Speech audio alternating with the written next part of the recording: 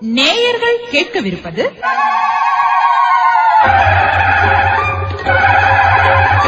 உழவர் அரங்கம்.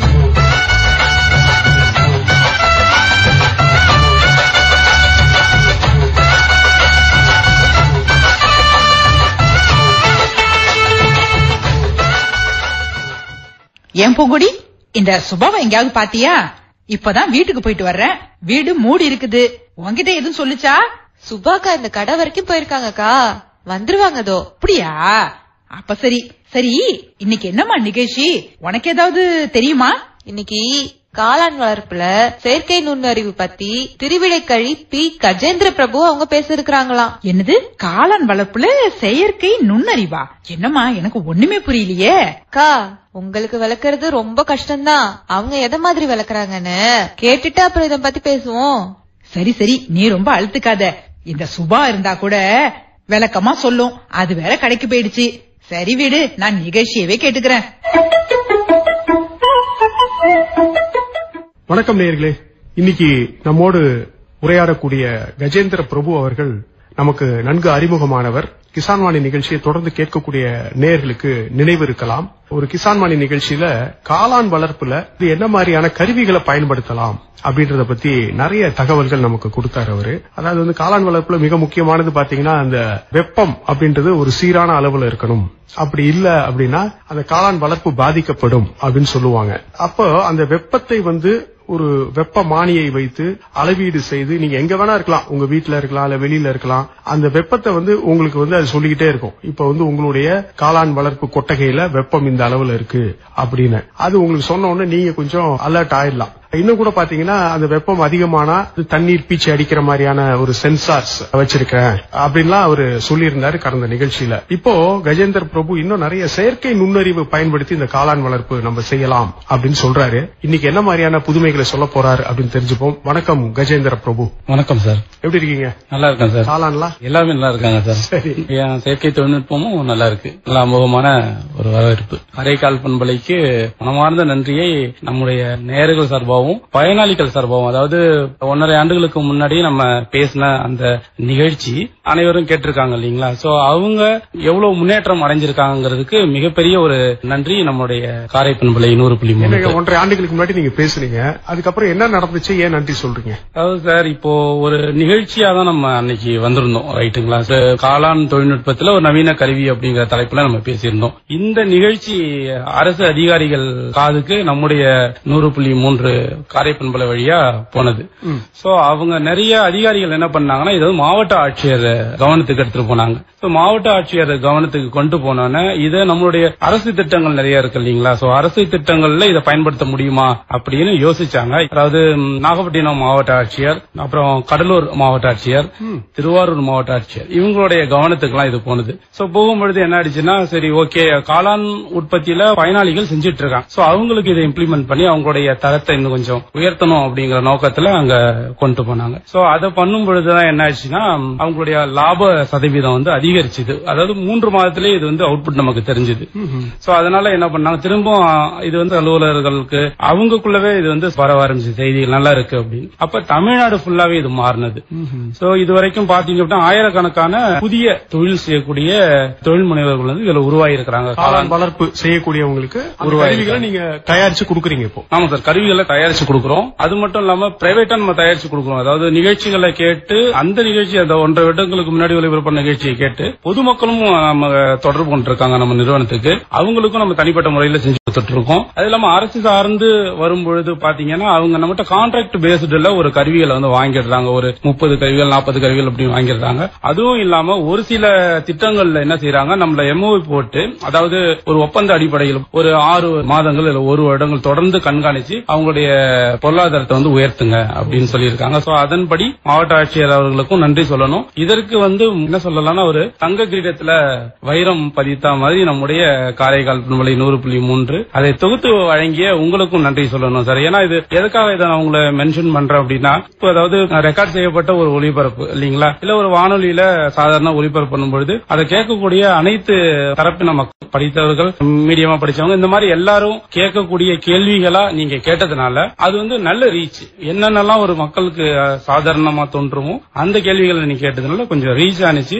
அதனாலதான் இதோட சக்சஸ். ரொம்ப மகிழ்ச்சிங்க. இது காளான் வளர்ப்பு, அதற்கு வந்து நிறைய பெண்கள் அதுல ஈடுபடுறாங்க. அவங்களுக்கு வந்து நம்ம நிகழ்ச்சி ஒரு பயனுள்ளதாக இருந்திருக்கு அப்படின்னு நீங்க சொல்றீங்க. இதன் மூலமாக மாவட்ட ஆட்சித்தலைவர்கள் மூலமாகவே உங்களுக்கு வந்து நிறைய பரிந்துரை கிடைச்சிருக்கு. நிறைய அளவுல தமிழகத்தின் பல்வேறு மாவட்டங்கள்ல நீங்க செயல்பட்டு இருக்கீங்க அப்படின்னு கேட்கும்போது மகிழ்ச்சியா இருக்கு. இப்ப காளான் வளர்ப்புல என்ன மாதிரியான செயற்கை நுண்ணறிவு செயல்பாடுகள் இருக்குங்க, அதை பத்தி எல்லாம் கொஞ்சம் சொல்லுங்களேன். ஒரு 1.5 வருடங்களுக்கு முன்பு நம்ம சொன்னது என்னன்னா, நவீன தொழில்நுட்ப கருவி அது என்ன பண்ணுச்சு அப்படின்னா, அந்த வெப்பநிலையை சமன்படுத்தும். வெப்பநிலையை சமன்படுத்தும் அப்படிங்கிற விதம் அப்படின்னு பாத்தீங்கன்னா, வெப்பநிலை அதிகமானுச்சு அப்படின்னா அதை மெயின்டைன் பண்ணும், குறைஞ்சதுன்னா அதிகப்படுத்தும். ரைட்டுங்களா? அப்ப இது ஆட்டோமேட்டிக்காவே வாட்டரை என்ன பண்ணும்னா ஸ்ப்ரே பண்ணிடும். மிஸ்டிங் சர்க்கியூட் ஒன்று இருக்கும், அது அதிகமாச்சுன்னா மிஸ்டிங் பண்ணிடும். ஆமா, அதாவது வெப்பநிலையை சீரா வச்சிருக்கும். ஒரு உதாரணத்துக்கு 27 அப்படிங்கிற ஒரு டிகிரி செல்சியஸ் நம்ம செட் பண்ணிட்டோம்னா அந்த 27 டிகிரி செல்சியஸ்லயே அந்த காளான் வெப்பநிலை குடியில வச்சிருக்கும். ரைட்டுங்களா? சோ இது ஆட்டோமேட்டிக்காவும் செயல்படும். அப்புறம் நம்மளுடைய ஐஓடி சாதனத்தோடையும் கனெக்ட் பண்ணி நம்ம மொபைலுக்கும் தகவல் தெரிவிச்சிடும். Internet of things. Internet of things. ரைட்டுங்களா? சோ இப்போ என்ன பண்ணிருக்கோம்னா, அதோடைய அடுத்த கட்ட வளர்ச்சியா ஒரு 3 விதமான தொழில்நுட்பத்தை இதுல செயற்கை நுண்ணறிவை பயன்படுத்தி நம்ம செஞ்சிருக்கோம். இதில் முதல் விஷயம் என்ன அப்படின்னு பாத்தீங்கன்னா, ஒரு பெரிய சேலஞ்ச் அப்படின்னு சொல்லும் பொழுது, மனிதர்கள் போலவே இந்த காளான் தொழில்நுட்பத்துல அந்த காளான் என்ன செய்யும் அப்படின்னா, ஆக்சிஜனை எடுத்துட்டு கார்பன் டை ஆக்சைடுன்னு சொல்லக்கூடிய அந்த கரியமில வாயு வந்து வெளிப்படுத்துது. சோ இந்த கார்பன் டை ஆக்சைடு அதிகமா வர்றதுனால என்ன ஆகுது அப்படின்னு பாத்தீங்க அப்படின்னா, அதோடைய மகசூல் வந்து பாதிக்கப்படுது, வளர்ச்சியும் பாதிக்கப்படுது. ஆக்சுவலி வளர்ச்சி பாதிக்கப்பட்டாலே காளானுடைய சைஸ் ரொம்ப சின்னதா இருக்கும். சோ அப்ப வந்து எடையும் உங்களுக்கு குறைஞ்சிடுது. சோ அதனால வந்து மகசூல் குறைவா இருக்கு. இப்ப அதுக்கு என்னன்னு பாத்தீங்கன்னா, கார்பன் டை ஆக்சைடு எப்பெல்லாம் அதிகமாகுதோ, ஒரு பர்டிகுலர் ஒரு 750 ppm அந்த மாதிரி ரேஞ்சில அதிகமா போனுச்சுன்னா, நம்முடைய செயற்கை நுண்ணறிவு கருவி என்ன பண்ணும், அந்த காற்றை மட்டும் வெளியில எடுத்துரும். அதாவது கார்பன் டை ஆக்சைடு காற்றை வெளியில எடுத்துட்டு அட் தி சேம் டைம் ஆக்சிஜனை உள்ள கொடுத்துரும். அது பிராணவாயு உள்ளார அனுப்புது. ஆமா, பிராணவாயு உள்ள போயிடும், கரிமல வாயு வெளியில வந்துடும். இந்த மாதிரி ஒரு டிவைஸ் நம்ம இப்போ இன்ஸ்டால் பண்ணிட்டு கொடுத்துட்டு. இப்ப காளான் வந்து நம்மள மாதிரியே தான். அது வந்து மற்ற தாவரங்கள் மாதிரி கரியமல வாயு உள்ளார எடுத்துக்காது, கரியமல வாயுவை வெளியிடுது நம்ம மனிதர்கள் மாதிரி. அதனால அந்த கரியமல வாயு அதிகமாச்சுன்னா காளான் வளர்ப்பு பாதிக்கப்படும். அது பாதிக்கப்படாமல் இருப்பதற்கு ஒரு 750 pptயா குறைஞ்சபட்சம் பாத்தீங்கன்னா 750 நம்ம இப்ப ரேஞ்ச் செட் பண்ணிட்டு இருக்கோம். ஒரு 600 இந்த மாதிரி ரேஞ்ச் வந்தாலே நம்ம என்ன பண்ணிடணும்னா அலர்ட் ஆயிடணும். ஒரு 700 750 ஓகே, அது வரைக்கும் போகலாம். தாக்கு பிடிக்கக்கூடிய நீங்க என்ன ஆகும், அந்த செயற்கை நுண்ணறிவு சுத்தப்படுத்தப்பட்டு அது என்ன பண்ணுது, அந்த கரியமல வாயு வெளியில விட்டு அந்த குடியில விட்டு வெளியில எடுத்துரும். அட் தி சேம் டைம் ஆக்சிஜனையும் உள்ள விட்டுரும். 2 வழி, ஒன்னு அவுட்லெட், ஒன்னு இன்லெட். அதாவது கார்பன் டை ஆக்சைடு வெளியில எடுக்கிறதுக்கு ஒரு வழி, ஆக்சிஜனுக்கு உள்ள கொண்டு வரதுக்கு ஒரு வழி. எப்படி பொதுவா வெளியில இருக்கிற காத்த உள்ளார விடுமா, இல்லன்னா தனியா பிராணவாயுன்னு ஏதாவது கொடுத்தா அதை உள்ளார விடும்? இல்ல, நார்மல் அட்மாஸ்பியர் ஆக்சிஜன் தான் எடுத்துக்குது. சரிங்களா? சுற்றுச்சூழல்ல உள்ள நம்மளுடைய காத்த உள்ளார விடும். எப்படி இப்ப வந்து மீன் குட்டையில வந்து அதனுடைய தரமோ இல்ல அங்க ஏதாவது கொஞ்சம் பிரச்சனை இருந்தாவோ நம்ம வந்து அந்த தண்ணியை கொஞ்சம் வெளியில எடுத்துட்டு புது தண்ணியை உள்ளார விடுறோமோ, அது மாதிரி கிட்டத்தட்ட சொல்லலாமா? சொல்லலாம். அந்த ஒப்பீடு சரி. ஆமா. ஆனா இதுக்கு ஒரு கருவி வச்சிருக்கீங்க, இது செயற்கை நுண்ணறிவு மூலமா செயல்படுது. இந்த மென்பொருளை வடிவமைச்சது நீங்களே தானா? நம்முடைய நிறுவனம் தான். ஓஹோ, நீங்க வச்சிருக்கீங்க. ஆமா சார். அந்த அமைப்பின் மூலமாக நீங்க இதை பண்ணிருக்கீங்க. இதுக்கு எவ்வளவு செலவாகுங்க? பொதுவா எந்த கருவியா இருந்தாலும் வந்து அதனுடைய செயல்திறன் எல்லாமே சரி, ஆனா என்னால அதை வாங்க முடியுமா அப்படின்னு யோசிக்கணும். ஒரு காளான் வளர்க்கிறவர் அப்படின்றவர் ஒரு கொஞ்சம் சிறிய முதலீடுல பண்றவர் தான். அப்படி பண்ணும்போது பாத்தீங்கன்னா இது அவர் வாங்கக்கூடிய அளவுல ஒரு பொருளாதார நிலையில இருக்க முடியுமா? எப்படிங்க? கட்டாயமா சார், அந்த மாதிரி தான் நம்ம வடிவமைச்சிருக்கிறோம். ரைட்டுங்களா? இப்ப இதோட விலை அப்படின்னு பாத்தீங்கன்னா 2500 ரூபாய் தான் பண்றோம். அவ்வளவுதான் பண்றோம். ஏன் அப்படின்னா, நம்மளுடைய காளான் தொழில் ஆரம்பிக்கிறதுக்கு பாத்தீங்கன்னா குறைஞ்சபட்சம் ஒரு 30,000 தேவைப்படும். சரிங்களா? இந்த 30,000த்துல 2500 ரூபாங்கிறது ஒரு சாதாரண ஒரு விஷயம். ஏன்னா இது 24 மணி நேரமும் செயல்படும். ஒருவேளை தவிர்க்க முடியாத ஒரு சில கருவிகள் அப்படிங்கிற லிஸ்ட்ல இது வரும். ஏன்னா மனிதர்களால கார்பன் டை ஆக்சைடு எவ்வளவு இருக்கு, ஆக்சிஜன் எவ்வளவு இருக்குன்னு அந்த இடத்துல வந்து கண்டுபிடிக்க முடியாது, அது உணரவும் முடியாது. இந்த மாதிரியான கருவிகள் வந்து மிகவும் அத்தியாவசியமான கருவிகளா போயிடுது. கார்பன் டை ஆக்சைடு அதிகமா வரும்போது ஆட்டோமேட்டிக்கா வேலை செய்யணும். ஒரு முறை வாங்குறோம் 2500 ரூபாய்க்கு, எவ்வளவு ஆண்டுகள் அதை வச்சுக்கலாங்க? குறைஞ்சபட்சம் ஒரு 3 ஆண்டுகள் வச்சுக்கலாம் சார். ஏன்னா நம்ம 2 வருடம் வந்து சர்வீஸ் வாரண்டி கொடுத்துறோம். ஒரு தனி கருவியா இருக்குமா, இல்ல நம்ம கைபேசியோட தொடர்புடையதாக இருக்குமா? எப்படிங்க? இதுல 2 ஆப்ஷன்ஸ் இருக்கு சார். கைபேசியோட தொடர்பு படுத்துற மாதிரியும் நம்ம இதை மேனுபேக்சரிங் பண்ணி நம்ம கொடுக்கறோம், அது ஒரு மாடல். இன்னொன்னு அது தேவையில்லை, ஜஸ்ட் ஆட்டோமேட்டிக்கா எங்களுக்கு இந்த வாயுவை மட்டும் சமன்படுத்தினா போதும் அப்படின்னு சொல்றவங்களுக்கு தனியா 2 மாடல்ல வருது. அப்ப மேல ஏதோ அந்த குடில் மேல ஒரு எக்ஸாஸ்ட் ஃபேன் மாதிரி ஏதோ போட்டுருவீங்க போல் இருக்கு. ஏன்னா அந்த காத்த உறிஞ்சணும், ஒரு காத்த வெளியில இருந்து உள்ளர விடணும் அப்படின்னா என்னோட சிந்தனைப்படி பாத்தீங்கன்னா அங்க ஏதோ ஒரு எக்ஸாஸ்ட் ஃபேன் மாதிரி வச்சிருக்கீங்க. கண்டிப்பா ஒரு எக்ஸாஸ்ட் ஃபேன் ஒன்னு இருக்கு, ஒரு இன்லெட் ஃபேன் ஒன்னு இருக்கு, ரைட்டுங்களா? சோ இந்த 2 ஃபேன் தான் மாறி மாறி வேலை செய்யும். அதை வேலை செய்ய வைக்கிறதுக்கு தான் நம்முடைய செயற்கை நுண்ணறிவு கருவி, அப்புறம் சென்சார்ஸ். அவ்வளவுதான். ரொம்ப ஒரு நல்ல ஒரு தொழில்நுட்பத்தை சொல்லியிருக்கீங்க. ஆனா இன்னும் 2 தொழில்நுட்பங்கள் இருக்கு, அதை பத்தி நம்ம தெரிஞ்சுக்கிறதுக்கு ரொம்ப ஆர்வமா இருக்கும். அடுத்த தொழில்நுட்பம் என்னங்க?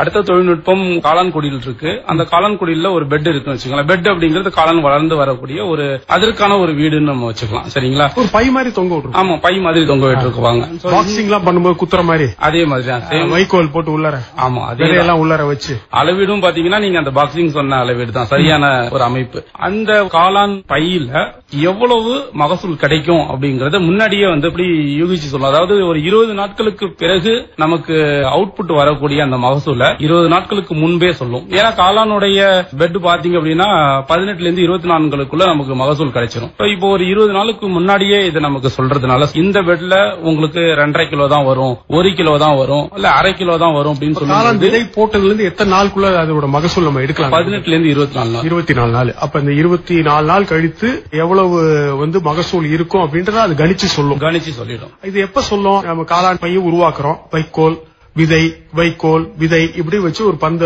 உருவாக்கிடுறோம். உருவாக்கி எத்தனை நாட்கள்ல அது கணிச்சு சொல்லுங்க. மைசீலியம் ஃபார்ம் ஆகுதுன்னு அதுல ஒரு விஷயம் இருக்கு சார். சோ மைசீலியம் ஃபார்ம் ஆகும்போது பெட்டோடைய கலர் ஒயிட் கலரா வரும். சரிங்களா? ஒரு சில நேரத்துல 4 இருந்து 7 நாட்களுக்குள்ள எடுத்துக்கும். அதுல இருந்தே இது கால்குலேட் பண்ண ஆரம்பிச்சிடும். சோ மைசீலியத்தோட லெவல் அது இன்டெப்தா நம்ம போனோம் அப்படின்னா மைசீலியம் எப்படி அதுல உற்பத்தி ஆகுது அப்படிங்கறதான் அது பாக்குது. சோ அந்த மைசீலியத்தோட அளவை வச்சுதான் என்ன ஆகும்னா காளானுடைய அவுட்புட் மகசூல் வரும் அப்படிங்கறது இது முன்னாடியே கணிச்சிடும். அதனால நமக்கு ஒரு 4 இருந்து 7 நாளுக்குள்ளே இது தெரிஞ்சிடும். அப்ப அந்த விதை முளைக்க ஆரம்பிச்ச உடனே இது பாக்குது அந்த மைசீலியம் அதனுடைய தரம் எப்படி இருக்குன்னு பாக்குது. அந்த தரம் நல்லா இருந்ததுன்னா இது மகசூல் நல்லா இருக்கும் அப்படின்ற அது விட்டுருது. அப்படி அந்த மைசீலியம் உருவாகிறதோடைய தரம் குறைவாக இருந்தா மகசூலும் குறைவாக இருக்கும்னு அது நமக்கு கணிச்சு சொல்லிடுது. கணிச்சு சொல்றது மட்டும் இல்லாம இந்தந்த தேதிகள்ல இத்தனை நாட்கள்ல இவ்வளவு கிலோகள் உங்களுக்கு கிடைக்கும் அப்படின்னு சொல்லிடும். அதோட குமுலேட்டிவ் அதாவது கூடுதலும் இத்தனை கிலோ வரும் அப்படிங்கறதையும் சொல்லிடும். அப்ப ஏதாவது இன்ஃப்ராரெட் ரேஸ் மாதிரி ஏதாவது வச்சிருக்கீங்களா? அதுக்கு ultrasonic sensor sir. Ultrasonic sensor இது அல்ட்ராசோனிக் சென்சார். பார்க்க முடியாது. இப்ப நான் இன்ஃப்ராரெட்னா சிகப்பு கலர்ல அப்படி ஏதாவது ஸ்கேன் பண்ற மாதிரி வரும். இது அதெல்லாம் கிடையாது. இது ஒரு ஒலி அலை. பார்க்க முடியுமா? இருக்கா? ஒரு இன்ஃப்ராரெட்டோ இல்ல லேசரோ நம்மளால பார்க்க முடியும். சரிங்களா? சோ இப்போ இந்த டெக்னாலஜியும் இருக்கு. அதாவது லேசர்ல டெம்பரேச்சர் எவ்வளவு இருக்குன்னு பாக்குற டெக்னாலஜி இருக்கு. அந்த மிஷின்ல நம்ம பண்ணிருக்கோம். பட் அது மாதிரி இந்த அல்ட்ராசோனிக் பார்க்க முடியாது. இந்த காதாலையும் இந்த அலைகளை கேட்க முடியாது, பார்க்கவும் முடியாது. நேயர்கள் கேட்டுக்கொண்டிருப்பது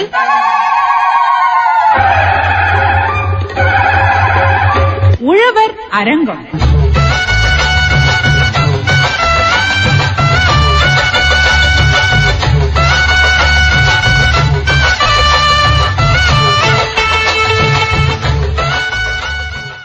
என்ன பூங்குடி, திருவிடைக்கழி பி கஜேந்திர பிரபு அவங்க காளான் வளர்ப்புல செயற்கை நுண்ணறிவை பத்தி அவ்வளோ விஷயங்களை சொல்லிட்டு வராங்களே. நம்ம இந்த நிகழ்ச்சியை எவ்வளவு ஆர்வமா கேக்குறோமோ அதே போல பலரும் இந்த நிகழ்ச்சியை கேக்குறாங்க போல இருக்கு. அதனாலதான் இவங்க அந்த அளவுக்கு இத பெருமையா சொல்லிருக்காங்க. இவங்களோட தொழில் கூட இந்த நிகழ்ச்சி மூலமா வளர்ந்திருக்கிறதால சொல்றாங்க. ஆமா ஆமாக்கா, சரி அது இருக்கட்டும். செயற்கை நுண்ணறிவுனா என்னன்னு தெரிஞ்சுக்கிட்டீங்களா? நீங்க தெரிஞ்சுக்காம பின்ன அதான் விளக்கமா சொன்னாங்களே, நீ தான் சொல்லல. இவங்க இந்த காளான் வளர்ப்புக்குன்னே ஒரு மெஷினையே கண்டுபிடிச்சிருக்காங்களாமே. அது வெப்பநிலையே சீரா வச்சுக்குதாம்ல. ஒரு மிஷின் இல்லக்கா, 3 மிஷின் கண்டுபிடிச்சிருக்காங்க இவங்க. ஆமா பூங்குடி, ஆனாலும் பாரு, நான் கூட நினைச்சேன் இதோட விலையெல்லாம் ரொம்ப அதிகமா சொல்லுவாங்களோன்னு. ஆனா 2500 ரூபாய் தானாமே. ஆமாங்கா, இதோட செயல்திறன் கூட 24 மணி நேரமும் தூங்காம வேலை செய்யுமா. ஆமா பாத்தில, நீ பகல்லையே தூங்குற, இது 24 மணி நேரமும் உழைக்குது. ஒரு சின்ன கேப் கிடைச்சா போதுமே, என்ன ஏதாவது சொல்லிக்கிட்டே இருக்கணும் உங்களுக்கு. சரி சரி விடு. அவங்க சொன்ன காளான் வளர்ப்ப பத்தி கவனமா கேட்டியா? இதெல்லாம் நீங்க நல்லா பேசுங்கக்கா. ஆனா காளானை வாங்கி மட்டும் எங்களுக்கு எதுவும் செஞ்சு கொடுத்துறாதீங்க. என்ன பூங்குடி, நீ சுபாவோட சேர்ந்து சாப்பிடுறதுலயே இருக்க. அடுத்த பகுதியில என்ன வருதுன்னு கேப்பியா?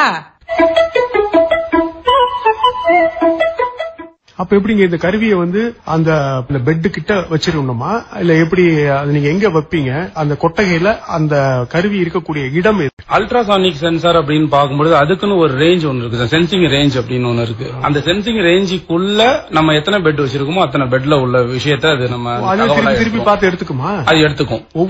ஒண்ணு வைக்க வேண்டியது இல்ல, தேவையில்லை. ஏன்னா 360 டிகிரி ஆக்சிஸ்ல இது ரொட்டேட் ஆகுற மாதிரி தான் நம்ம ஆப்ஷன்ஸ் கொடுத்திருக்கோம். அப்ப அந்த கொட்டையோட நடுவுல வச்சா கரெக்டா இருக்கும். ஆமா, நடுப்புற வச்சா கரெக்டா இருக்கும். அது மட்டும் இல்லாம பெரிய அமைப்பு ஒரு 500 ஸ்கொயர் ஃபீட் எல்லாம் போடுறாங்க அப்படின்னு சொல்லும்போது அவங்களோட இடத்தை தீர்மானிச்சு நம்ம போயிட்டு பார்த்தாலே நமக்கு தெரிஞ்சிடும் இந்த சென்சார் எப்படி வேலை பார்க்குது அப்படின்னு. இல்ல ஒன்னு போடணுமா இல்ல 2 போடணுமா அப்படிங்கறத நம்ம அங்க போயிட்டு நம்ம முடிவு பண்ணிக்கலாம். இப்ப எவ்வளவு சதுர அடிக்கு வந்து ஒரு கருவி தேவைப்படுங்க? ஒரு 400 ஸ்கொயர் ஃபீட்டுக்கு ஒரு கருவி போதும் சார். இதுவே நான் சொல்லும்போது 500 ஸ்கொயர் ஃபீட்டுக்கு 2 தேவைப்படும் அப்படிங்கிற விஷயத்துல நான் ஏன் சொல்றேன் அப்படின்னா இது நடந்திருக்கு. ஏன்னா அவங்க என்ன பண்றாங்கன்னா ஒரு பேக்குக்கும் இன்னொரு பேக்குக்கும் இடையில 1 அடி டிஃபரெண்ட் இருந்தா கொஞ்சம் நல்லா இருக்கும், சரிங்களா? ஒரு சிலர் என்ன பண்றாங்க அப்படின்னா 6 அடி டிஃபரெண்ட்ல போறாங்க, இன்னும் நெருக்கி இடைவெளி குறைவா இருக்கு. அப்ப இடைவெளிகள் குறைவா இருக்கும்போது சென்சாரோடைய எண்ணிக்கையை வந்து கொஞ்சம் அதிகப்படுத்த வேண்டியதா இருக்கும். 400 ஸ்கொயர் ஃபீட்டுக்கு துல்லியமா நான் சொல்லணும்னா 400 ஸ்கொயர் ஃபீட்டுக்கு பாத்தீங்க அப்படின்னா ஒரு பெட்டுக்கும் இன்னொரு பெட்டுக்கும் இடையில உள்ள அந்த 1 அடி அப்படிங்கிற இடைவெளியை விட்டாங்க போதும், நம்ம ஒரே ஒரு சென்சார் மட்டும் யூஸ் பண்ணிக்கலாம். இப்ப வந்து நீங்க ஒரு 400 சதுர அடி நடுவுல ஒரு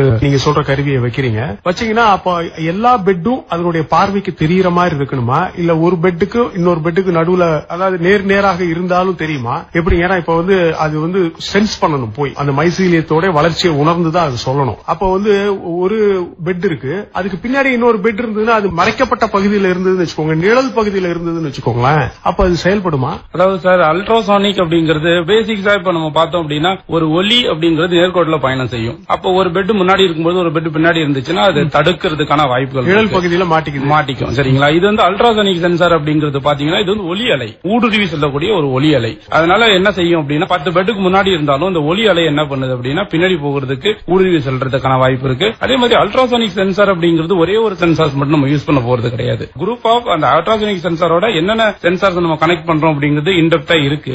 அந்த சென்சார்ஸும் சேர்ந்து வேலை செய்யும். அல்ட்ராசானிக் சென்சார் மட்டும் இதோடைய மகசூலை பார்க்குமா அப்படின்னா பார்க்காது, சரிங்களா? அதுக்கான தனி சென்சார் 2-3 சென்சார் இதுல இருக்கு, அதெல்லாம் சேர்ந்து தான் பார்க்கும். இந்த ஒலி அலை அப்படிங்கிறது வந்து ஊடுருவி செல்றது அப்படிங்கிறது பாத்தீங்கன்னா நேர்கோட்டில் பயணம் செய்யாம ஒலி கட்டையா திரும்ப அடைகிறதுனால எந்த ஒரு ப்ராப்ளமும் இல்ல. நிழல் பகுதியில் இருக்கக்கூடிய அந்த பையவும் அது வந்து கணிச்சு சொல்லும். ஆனா இப்ப வந்து முதல் பையே 2வது பை அப்படின்னு பிரிச்சு சொல்லுமா, முதல் பையில இருக்கிற வளர்ச்சி இப்படி இருக்கும், அதுக்கு பின்னாடி இருக்கிற நிழல் பகுதியில் இருக்கிற பையில வளர்ச்சி இப்படி இருக்கும் அப்படின்ற மாதிரி தனித்தனியாவே அது சொல்லும். இதுல பிளாக் நம்ம போடுவோம் சார். அதாவது என்ன பண்ணுவோம் அப்படின்னா ஒரு செக்ஷன் எல்லாம் பிரிச்சிருவோம், இது ஒரு செக்ஷன் இது ஒரு செக்ஷன் அப்படிங்கிற மாதிரி பிரிச்சிருவோம். ஒரு 400 ஸ்கொயர் ஃபீட்டுக்கு பாத்தீங்கன்னா ஒரு 10 செக்ஷன் பிரிக்கிறோம்னு வச்சுக்கோங்களேன், ஒவ்வொரு செக்ஷன்லயும் இவ்வளவு வரும் அப்படின்னு நமக்கு தெரிஞ்சிடும், சரிங்களா? ஒரு செக்ஷன்ல ஒரு 20 பேக் இருக்கு அப்படின்னா இந்த 20 பேக்கோட நிலை எப்படி இருக்கும் அப்படிங்கறது தெரிஞ்சுக்கும். பயனாளிகளோ இல்ல ஒரு அந்த தொழில் செய்யக்கூடியவங்களோ எனக்கு 20 பெட்டோட இது வேணாம் சார், எனக்கு ஒரு 5 பெட்டுக்கு உள்ளது ஒரு செக்ஷன் ஆகும் வச்சு கொடுங்க அப்படின்னு கேட்டாங்கன்னா அதுக்கும் நம்ம மாத்தி செஞ்சு கொடுக்கலாம். அப்ப இதுக்கு வந்து ஏதாவது ஸ்கிரீன்லாம் வேணுமா? எதுவும் தேவையில்ல சார், கைபேசியில பாத்துக்கலாம். இப்போ 2 ஆப்ஷன் இருக்கு இதுலயும், நம்ம கைபேசியில பாத்துக்கிற ஆப்ஷன் நம்ம கொடுக்கறோம். அது இல்லாம அந்த டிவைஸ்ல ஒரு டிஸ்பிளே ஒன்னு நம்ம வைக்கிறோம், அதுலயே இருக்கு. ஆமா, அதுலயே நம்ம பார்த்து தெரிஞ்சுக்கலாம். அது இல்லாம இந்த மொபைல்ல இருக்கிற செயலியை நம்ம பயன்படுத்தி இதோடைய சார்ட் பிடிஎஃப்ல நம்ம எடுக்கலாம். அதாவது பேப்பர்ல பிரிண்ட் எடுத்து டேட் வைஸ் நம்ம பாத்துக்க முடியும், இந்த டேட்ல இவ்வளவு வரும் அப்படின்னு. ஒரு ஆர்டர் கொடுக்கறாங்க, ஒரு முகூர்த்த நாள் வருது, சோ அந்த நேரத்துல நம்ம கிட்ட எவ்வளவு கிடைக்கும் அப்படிங்கறத நம்ம தெரிஞ்சுக்கலாம். அப்போ ஒரு சமையல்காரங்க ஆர்டர் கொடுக்கறோம் இல்ல ஒரு மார்க்கெட்டுக்கு ஆர்டர் கொடுக்கறோம் அப்படிங்கும்போது எங்க கிட்ட கையிருப்பு ஒரு எனக்கு வந்து இவ்வளவு காளான் மகசூல் இருக்கு, என் கையிருப்பு இருக்குன்றத நம்ம கணிச்சு சொல்லிடலாம். பெரிய விஷயங்க இது. இதோட விலை என்னங்க?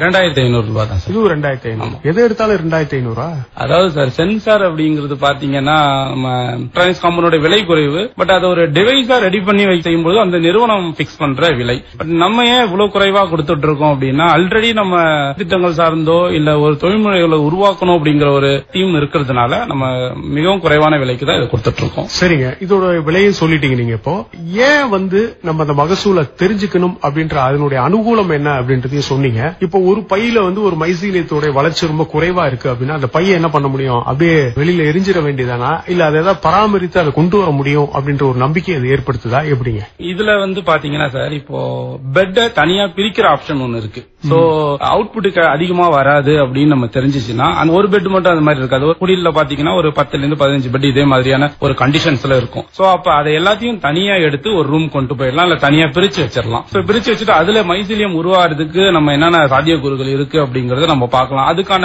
மருந்துகள் நம்ம கிட்ட இருக்கு, மார்க்கெட்ல கிடைக்குது, நம்ம கொடுக்கல. அது வந்து கொஞ்சம் வளர்ச்சி குன்றிய குழந்தை அவரை மட்டும் தனியா கவனிச்சு அதோட வளர்ச்சியை அதிகப்படுத்த முயற்சிகளை நம்ம எடுக்கலாம். ஆப்ஷன்ஸ் இருக்கு. சரிங்க. அடுத்து மூணாவது தொழில்நுட்பம் என்னங்க? மூணாவது தொழில்நுட்பம் வந்து நோய் மேலாண்மை. நோய் மேலாண்மை அப்படின்னு பார்க்கும்போது பாத்தீங்கன்னா நிறைய ஃபங்கல் டிசீஸ் வந்து இந்த இடத்துல வருது. சரிங்களா? அச்சுறுத்தல் காளான் வளர்ப்புல. காளான் வளர்ப்புல தொழில மிகப்பெரிய அச்சுறுத்தல். அந்த அச்சுறுத்தல்னால வெளியில வந்துடுறாங்க, வெளியில வேண்டாம் அப்பா இது போதும் அப்படின்ற அளவுல யோசிக்க ஆரம்பிக்கிறாங்க. ஆமா. சோ அவங்களுக்காக இந்த தொழில்நுட்பம், அதாவது டிசீஸ் ஏதாவது இருக்கு, அந்த பெட்ல ஏதாவது ஃபங்கல் டிசீஸ் ஏதாவது வரப்போகுது இல்ல வந்துச்சு அப்படின்னா நம்ம என்ன பண்ணிடும்னா நம்மளுடைய கருவி அதை கண்டறிஞ்சு நமக்கு சொல்லிடும்.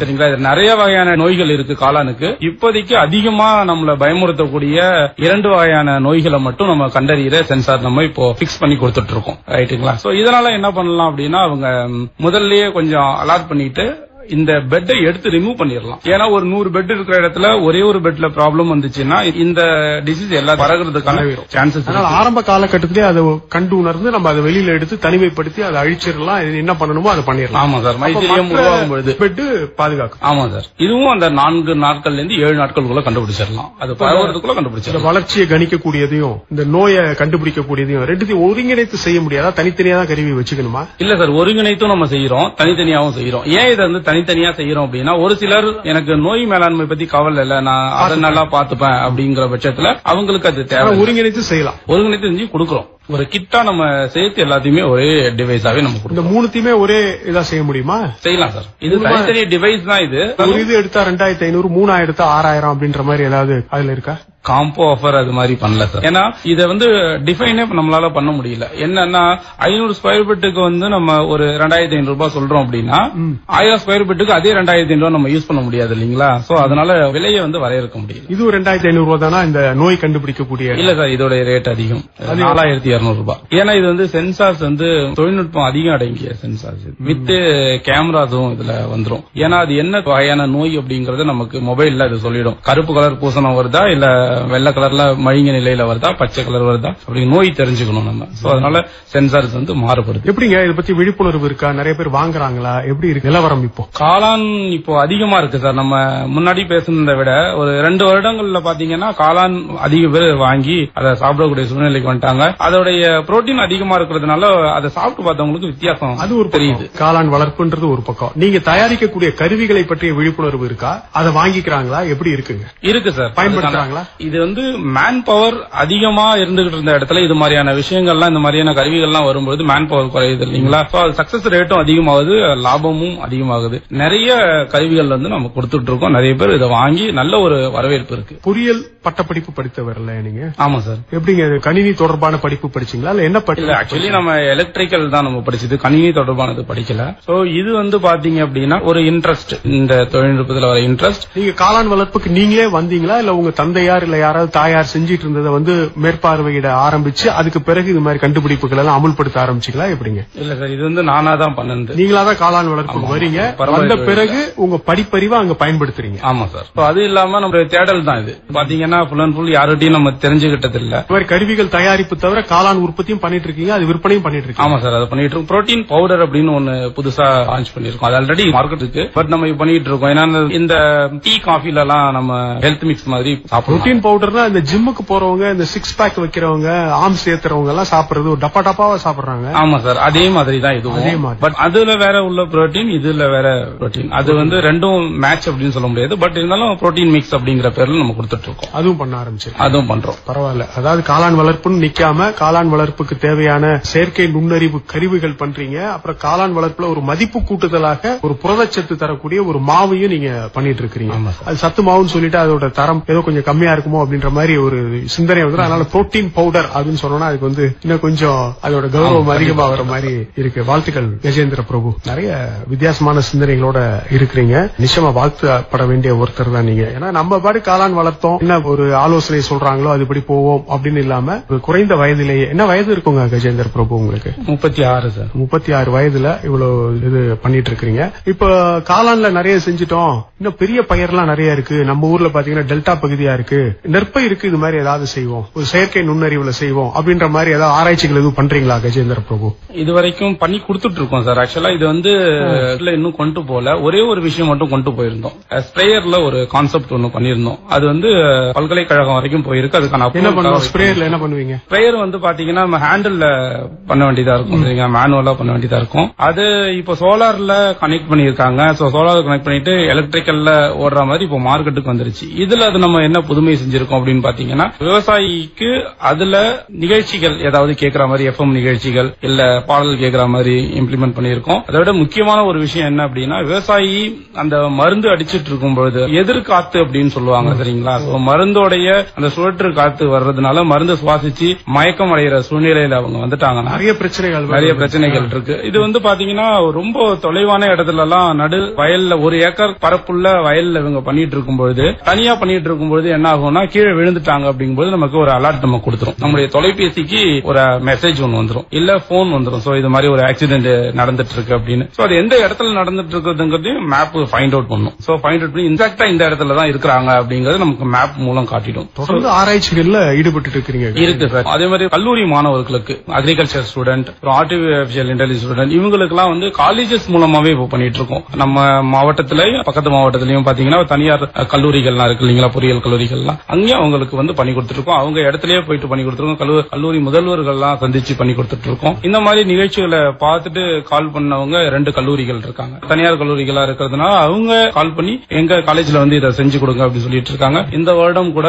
நம்ம 15 மாணவர்களை தேர்வு செஞ்சு அவங்களுடைய ப்ராஜெக்ட்ஸ் நம்ம எடுத்து பண்ணி கொடுத்துட்டு இருக்கோம். ரொம்ப மகிழ்ச்சி கஜேந்திர பிரபு. உங்களுடைய கைபேசி நேயர்களுக்கு சொல்லுவோம், ஏதேனும் கருத்துக்கள் இருந்தா உங்களை தொடர்பு கொண்டு பேசட்டும். குறித்துக் கொள்ளுங்கள் நேயர்களே. திருவிடைக்கழி பி கஜேந்திர பிரபு அவங்களுடைய கைபேசி எண் 93 60 37 74 79. இது வந்து கஜேந்திர பிரபு அவர்களுடைய கைபேசி எண். மீண்டும் ஒரு முறை 93 60 37 74 79. நன்றிங்க கஜேந்திர பிரபு. நன்றி சார். என்ன ரேவதி அக்கா, காளான் வளர்ப்புல செயற்கை நுண்ணறிவு பத்தி சொல்லிட்டு வர திருவிடைக்கழி பி கஜேந்திர பிரபு அவங்க சொன்னதை வச்சு நீங்க என்ன தெரிஞ்சுக்கிட்டீங்க? சரி, நீ ரொம்ப ஆழமா அந்த நிகழ்ச்சியை கேட்டுதா சொல்ற போல இருக்கு. எங்க சொல்லு பாப்போம், எவ்வளவு சதுரடிக்கு அந்த மெஷினை வைக்கணும்னு சொன்னாங்கன்னு? ஓ, என்ன டெஸ்ட் பண்றீங்களா நீங்க? 400 சதுரடிக்கு ஒரு கருவின்னு சொன்னாங்க. பரவாயில்லையே பூங்குடி, நல்லாதான் கவனிச்சிருக்கிற. அதுல ஒரு விஷயம் ரொம்ப சிறப்பா எனக்கு தோணுச்சு. பாரு, நம்ம அன்றாடம் பயன்படுத்துற போன்லயே அத பாத்துக்கலாமாமே. ஆமாங்கா, அதுலயே ஏதாவது நோய் தாக்கம் வந்தா கூட தெரிஞ்சுக்கலாமா. செயற்கை நுண்ணறிவுனா என்னன்னு இப்பதான் எனக்கே தெரியுது. பாரு, என்ன சீதோஷணம் இல்ல, என்ன நோய் வரும், எவ்வளவு லாபம் கிடைக்கும்ங்கிறது வரைக்கும் கணக்கு போட்டு சொல்லுதாம்ல இந்த மெஷினு. ரேவதி அக்கா, அதை விட கூடுதல் சிறப்பா ஒரு விஷயம் சொன்னாங்க, கேட்டீங்களா? அவங்க சொன்னது எல்லாமே சிறப்பான விஷயம் தான் பூங்குடி. நீ எதை பத்தி கேக்குற? அதான்கா, ஸ்ப்ரேயர்லயே எஃப்எம் கனெக்ட் பண்ணலாம்னு சொன்னாங்களே, அததான் சொல்றேன். பண்பலையோட தாக்கம் எந்த அளவுக்கு விவசாயிகள் மனசுல சிறப்பா இருக்குன்றதுக்கு இது ஒரு அடையாளம் பூங்கொடி. அதுக்கு இந்த நிகழ்ச்சியை நேர்முகம் கண்ட ஆர் வெங்கடேசன் சாரையும் அவங்களையும் பாராட்டியே சொல்லிட்டாங்கக்கா. இதுவரை நேயர்கள் கேட்டது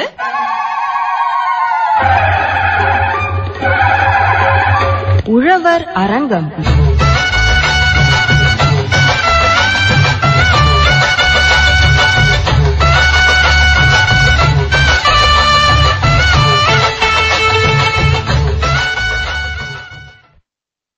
நேரிலே நம்ம இணைந்திருக்கிறோம். இது நம் காரைக்கால் வானொலியின் பண்பலை ஒலிபரப்பு. நமது காரை பண்பலையில் நாளை நிகழ்ச்சிகள் அனைத்தையும் வழங்குவோர் கூத்தா